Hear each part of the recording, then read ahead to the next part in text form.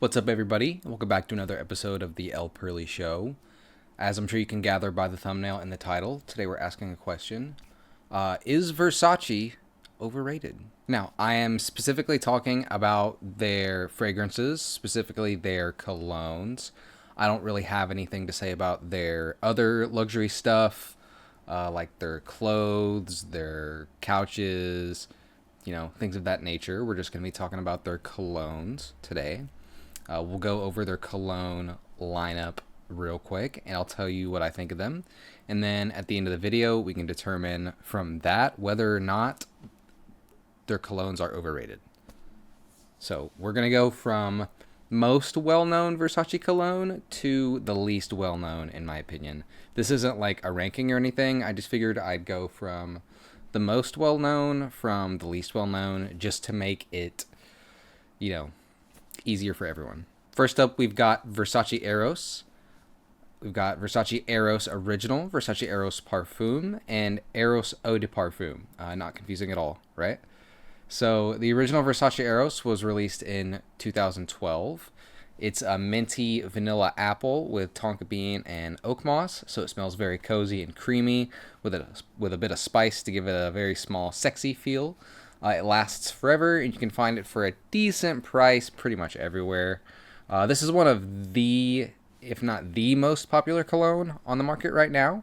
It's a huge hit. It's a lot of people's first cologne, as it's sort of a popular line from a household name. It's still a solid choice for a lot of people. Some may consider it kind of a victim of its own success, as I think a lot of people move on from it just because of how popular it is. I will say a lot of people hate on Versace Eros for no reason. It kind of gives old man vibes because of how successful it got, and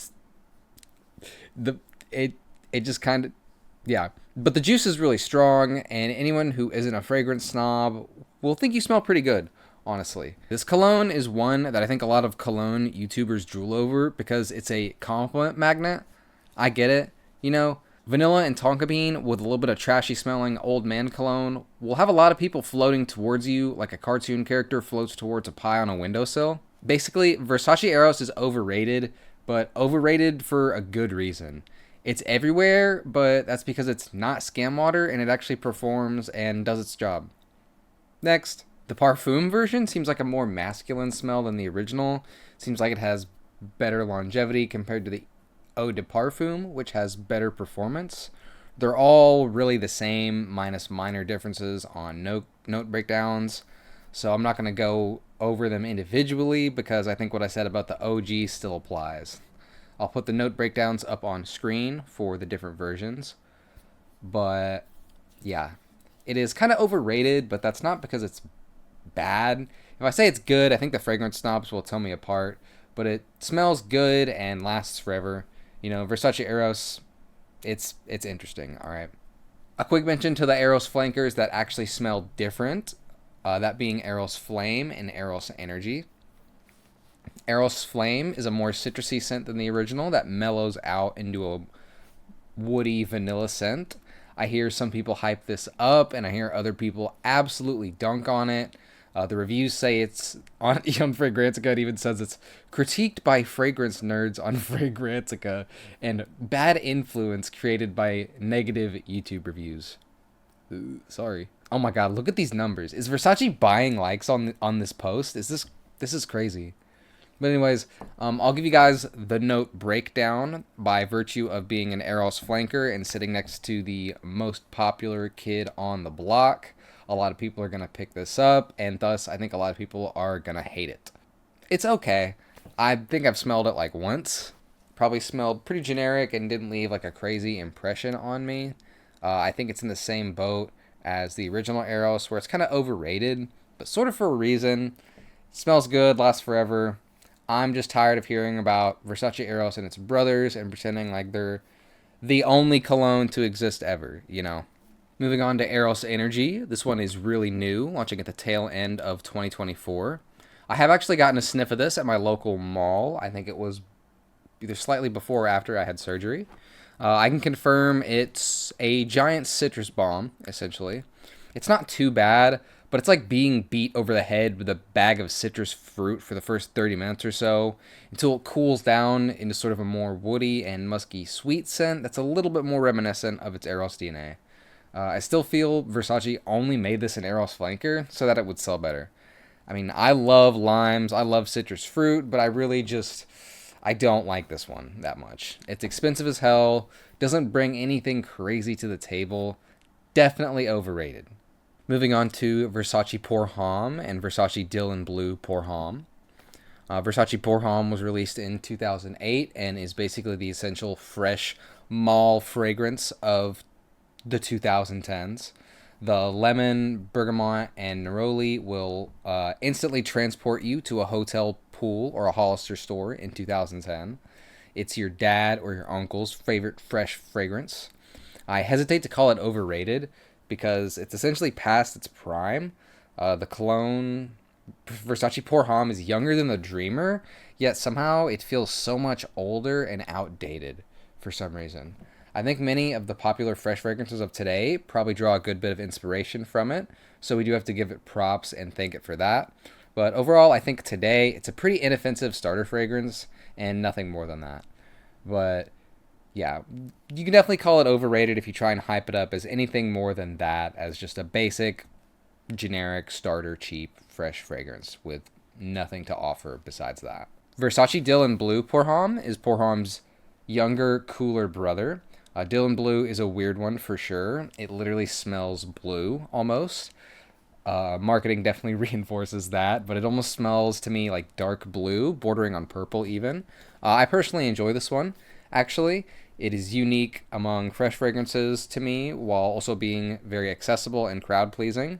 Been called one of the safest blind buys in existence. I think that's kind of true, honestly.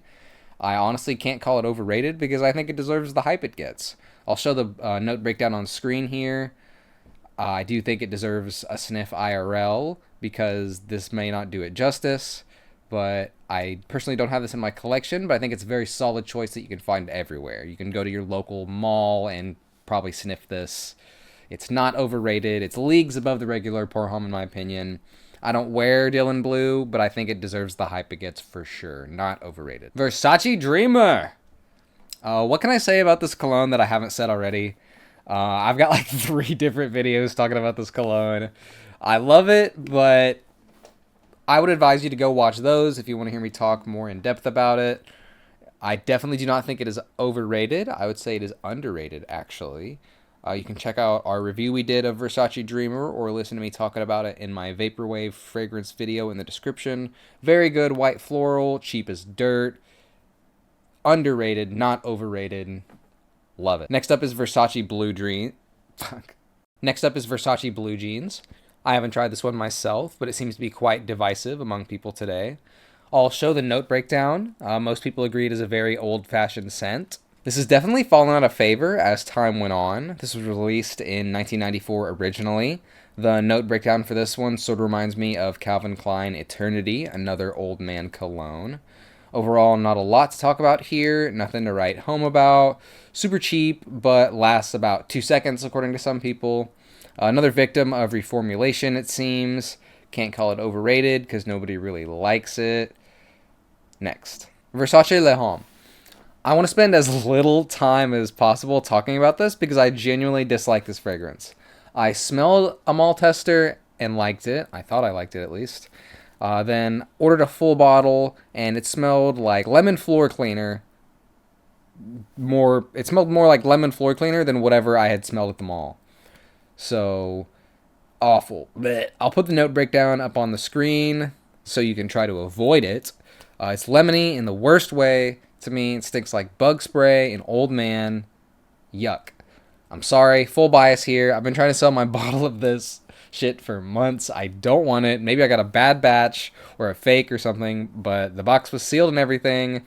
Not a fan of Versace Le Homme. Overrated. So, looking at the tally here for all of Versace's colognes, I excluded rare flankers that aren't sold in the US or discontinued fragrances, like Metal Jeans. It seems like most of them are in fact overrated. For how widespread the Versace name is, you would really think that their men's cologne lineup would be a little bit more impressive.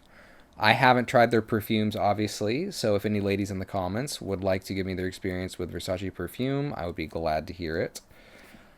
For what it's worth, I do think Versace has some standouts among their line, but they definitely have some letdowns as well. It seems like they've kind of been milking the cash cow that is Versace Eros for the past years, which is understandable. The company's been in public hands since 2018 when Donatella Versace sold the company, but we don't need to be too negative as she still, participates in the company at her job there. Gianni Versace built this luxury company from the ground up, and it only continues to be a popular brand and a popular household name, even if it may not meet our absurdly high expectations at times. This has been another episode of the Lpearly Show, and thanks for watching.